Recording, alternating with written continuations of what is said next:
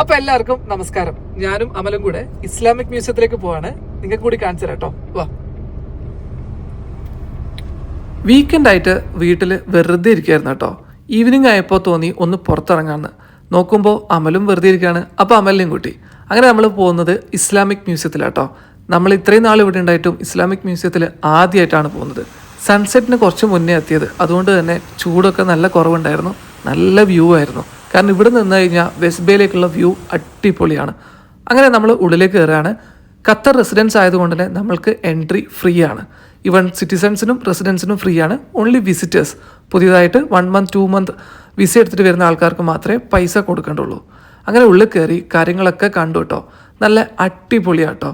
ഈ ഫോട്ടോ ഞാൻ സ്റ്റാറ്റസ് ഇട്ടിട്ടുണ്ടായിരുന്നു. കുറേ പേര് എൻ്റെ അടുത്ത് ചോദിച്ചു ഇത്രയും വലിയ ഫുഡ് എവിടെ നിന്നാണ് കിട്ടിയെന്ന്. സത്യത്തിൽ ഇത് ഡെമോ മാത്രം കേട്ടോ, കഴിക്കാനൊന്നും പറ്റില്ല.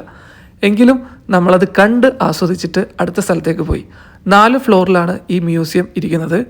ഫസ്റ്റ് 3 ഫ്ലോറിൽ ആണ് കംപ്ലീറ്റ്ലി ഒക്യുപ്പൈഡ്. ഏറ്റവും മുകളിലെ ഫ്ലോറിൽ ടെമ്പററി ആയിട്ടുള്ള എക്സിബിഷൻ മാത്രമേ നടക്കാറുള്ളൂ എന്ന് തോന്നി കേട്ടോ. അങ്ങനെ നമ്മൾ 2ാമത്തെയും 3ാമത്തെയും ഫ്ലോറിലൊക്കെ കയറി നടന്നു. ഇതിൻ്റെ സെൻറ്ററിലുള്ള വ്യൂ ആണിത്. അത്യാവശ്യം നല്ല ഭംഗിയിലാണ് ഈ മ്യൂസിയം ഉണ്ടാക്കിയിരിക്കുന്നത്. സത്യം പറഞ്ഞു കഴിഞ്ഞാൽ ഒരു ദിവസം വന്നാൽ ഒരിക്കലും മടുക്കില്ല.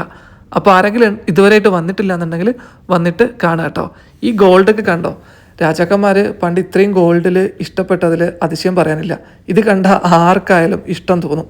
ഇതൊക്കെ കണ്ട് ആസ്വദിച്ചിട്ട് ആണ് നമ്മൾ ഇറങ്ങിയത്. ഏകദേശം 6:30 ആകുമ്പോൾ നമ്മൾ പുറത്തിറങ്ങി കേട്ടോ. അപ്പോൾ എല്ലാവരും വേറെ ദിവസം കാണാം. വീഡിയോ എല്ലാവർക്കും ഇഷ്ടപ്പെട്ടു എന്ന് വിചാരിക്കുന്നു. ബൈ.